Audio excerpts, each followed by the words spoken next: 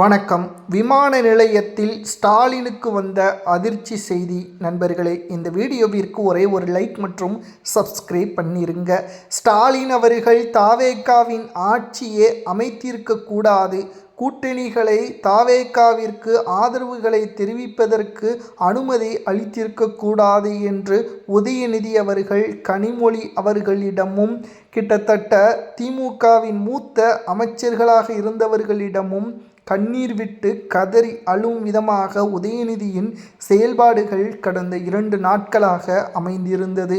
ஏனென்றால் லண்டனுக்கு செல்ல புறப்பட்ட ஸ்டாலின் அவர்கள் விமான நிலையத்தில் அமலாக்கத்துறை அதிகாரிகள், லஞ்ச ஒழிப்புத்துறை அதிகாரிகள், திமுகவின் 14 முக்கியமான நபர்களின் லிஸ்ட்டை தயார் செய்து வைத்திருக்கிறார்கள்.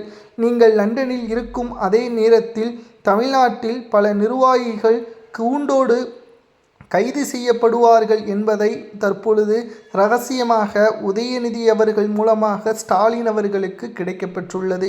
இதைத்தான் ஸ்டாலின் அவர்கள் அன்றைக்கு செய்த தவறு இன்றைக்கு மிகப்பெரிய அளவில் சிக்கலை ஏற்படுத்தியுள்ளதாக கனிமொழி அவர்களிடம் உதயநிதி அவர்கள் தெரிவித்துள்ளார். அப்படி அவர் என்ன தெரிவித்தார் தெரியுமா? தாவேகாவிற்கு தனி பெரும்பான்மை இல்லாத சூழலில் நாம் ஆளுநர் ஆட்சியை கொண்டு வந்திருக்க வேண்டும். என்னதான் நடந்தாலும் நாம் கூட்டணிகளை விட்டு கொடுக்காமல் தங்களது பக்கமே வைத்திருந்த முடிவை எடுத்திருக்க வேண்டும். தற்பொழுது முதல்வராக வந்த பிறகு ஒட்டுமொத்த அதிகாரத்தையும் பயன்படுத்தி திமுகவில் இருக்கக்கூடிய ஊழல்வாதியாக இருந்தவர்களை கைது நடவடிக்கை மேற்கொள்வதை ஸ்டாலின் அவர்கள் ஆளும் கட்சியாக இருந்தபொழுது மக்கள் வரிப்பணங்களை ஏமாற்றிய திமுகவின் மாஜி அமைச்சர்களை கைது செய்வது உதயநிதிக்கு பிடிக்கவில்லையாம். முதல்வராக விஜய் அவர்கள் அவரது வேலையை சரியாகத்தான் செய்கிறார். கூட்டணி கட்சிகளும் திமுகவிடம் இருந்து விலகி தாவேகாவின் பக்கம் சென்று தாவேகாவின் தலைமையிலான கூட்டணியை அமைத்துவிட்டது. ஆனால் இது உதயநிதிக்கு பிடிக்கவில்லையாம். கண்ணீர் விட்டு கதறி அழும் கூடிய நிகழ்வை விமான நிலையத்தில் ஸ்டாலின் முன் நிகழ்த்தியுள்ளார் உதயநிதி. ஏனென்றால் விமான நிலையத்திற்கு வந்த பிறகு லண்டன் பயணம் அடுத்த 15 நாட்கள் முடிவு செய்யப்பட்டது. ஆனால் நேற்று இரவு அமலாக்கத்துறை அதிகாரிகளும் லஞ்ச ஒழிப்புத்துறை அதிகாரிகளும் திமுகவின் மாஜி அமைச்சர்களை கைது செய்ய அனைத்து ஏற்பாடுகளையும் செய்வதாக தகுந்த ஆதாரத்துடன் விமான நிலையத்தில்தான் உதயநிதியின் காதுக்கே சென்றுள்ளதாம். இதனால் என்ன செய்வதென்று தெரியாமல் அதிர்ச்சியில் இருக்கிறார் உதயநிதி அவர்கள். தாவேகாவே ஆட்சி அமைக்காமல் ஆளுநர் ஆட்சி வந்திருந்தால் மீண்டும் ஒரு தேர்தலை திமுகவால் எதிர்கொள்ள முடியுமா?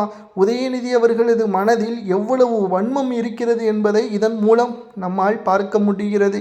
திமுக ஆட்சி இழந்ததற்கான காரணம் கொஞ்சம் கூட ஸ்டாலின் அவர்களுக்கோ உதயநிதிக்கோ வரவில்லை. அது வந்திருந்தால் நிச்சயம் இந்த இடைத்தேர்தலை நிச்சயம் இவர்களால் எதிர்கொள்ள முடியும். உளவுத்துறைகளும் 36 உயர்மட்ட குழு கொண்ட ஆய்வு அறிக்கைகள் சமர்ப்பித்து விட்டார்கள். 110 பக்கங்கள் கொண்ட அந்த ஆய்வு அறிக்கைகளை அதை ஸ்டாலின் அவர்கள் படித்தாரா இல்லையா என்பது தெரியவில்லை. ஏனென்றால் அந்த ஆய்வு அறிக்கையில் மிக முக்கியமான தகவலை 36 உயர்மட்ட குழு என்ன தெரிவித்தது தெரியுமா?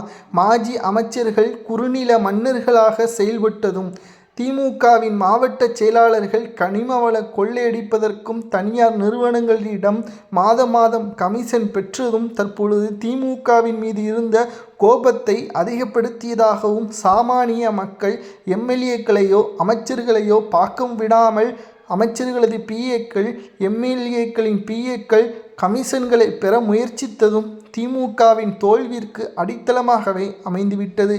சாதாரண ஒட்டுமொத்த திட்டங்களுக்கு மக்களிடம் கையேந்தக்கூடிய சூழலையும் தற்பொழுது அமைச்சர்கள் அப்பொழுது செய்துவிட்டார்கள். மக்கள் எவ்வளவுதான் கஷ்டப்பட்டிருப்பார்கள். கடந்த 5 ஆண்டுகளில் சொன்ன ஒவ்வொரு வாக்குறுதிகளும் 100% முழுமையாக நிறைவேற்றவில்லை.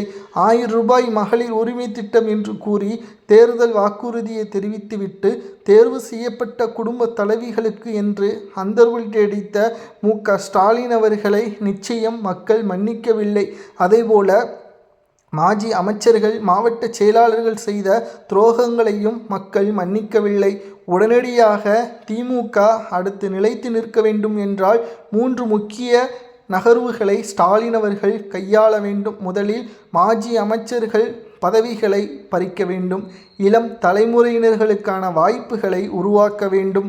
புதிய கட்டமைப்பை, ஜென்சி பசங்களுக்கான கட்டமைப்பை ஏற்படுத்த வேண்டும். இதையெல்லாம் செய்தால்தான் திமுக வருகின்ற தேர்தலில் எதிர்கொள்ள முடியும் என்று உயர்மட்ட ஆய்வுக்குழு அறிக்கை சமர்ப்பித்தது.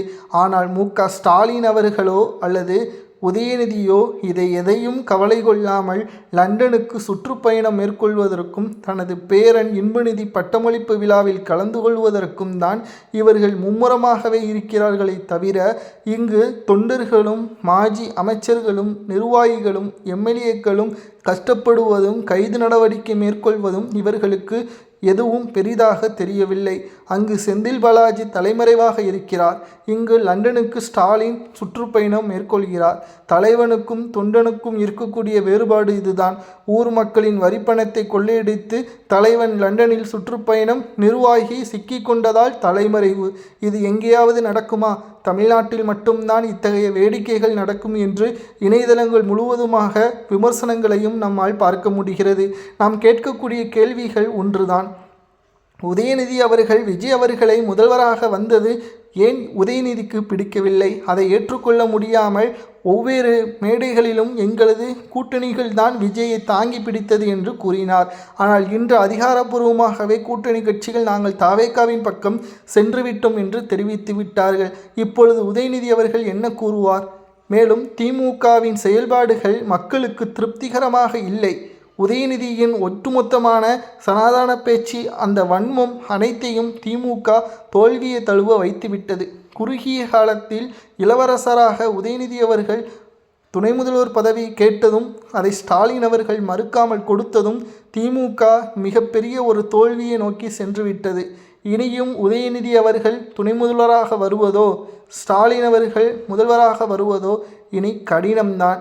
தற்பொழுது விமான நிலையத்தில் உயர்மட்ட குழுவின் அறிவுரையை கேட்காமல் லண்டன் பயணம் மேற்கொண்ட ஸ்டாலினுக்கு வந்த அதிர்ச்சியான செய்தி, அடுத்தடுத்து திமுகவில் கைது நடவடிக்கை 100% நடைபெறும். அதே வேளையில் மாவட்ட செயலாளர்கள், மாஜி அமைச்சர்கள் ஒவ்வொருவரும் தாவேகாவில் இணைவார்கள், திமுகவில் ராஜினாமா செய்வார்கள். வருகின்ற 7 சட்டமன்ற இடைத்தேர்தலில் திமுக ஒன்றில் கூட வெற்றியடையாது. 4 தொகுதிகளில் 3வது இடம்தான் திமுக பெறும் என்ற தகவலையும் தற்பொழுது கிடைக்கப்பெற்றுள்ளது.